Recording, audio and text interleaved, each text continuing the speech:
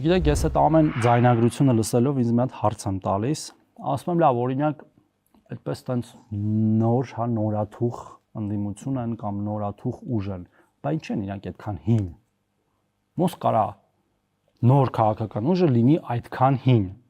հին մեթոդներով աշխատող, հին ծեծված ճանապարհներով անցնող, բայց այս անգամ արդեն նոր իրավապահ համակարգի օրոք, որտեղ նույն բանը իրանք անում են ժամանակին։ 2018-ից առաջ նույն բանն էին անում իրանք, նույն։ Պարզապես այն ժամանակ իրանք իշխանություն էին, այդ թվում ուժեղ Հայաստանի կարկառուն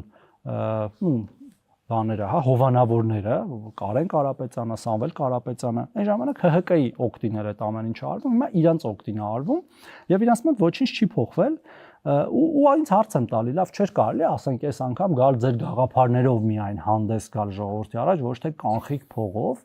ու հասկանալով, որ այդ կանխիկ փողի դիմաց պետությունը առնելու է իր բոլոր պետական ու պատասխանը շատ պարզ է, ամեն անգամ համոզվում են, որ չէ հնարավոր չէ, որտեղ ասելիք չունեն, հասկանում եք։ Այդ մարդիկ եթե ունենային ասելիք եւ ժողովրդի կողմից հասկանային, որ այդ ասելիքը ընկալվելու է, իրենք չէին դիմի այդ հանցագործություններին։ Ամայղության կանխավարկածները հաշվի առնելով, բայց այդ մարդիկ չունեն ասելիք, հասկանում եք։ Ինչ ասում են, կամ մենք դա արդեն արել ենք, կամ անում ենք հիմա, կամ պատճենում են մեր ասածները, կամ ինչ որ անհեթեթ բաներ են ասում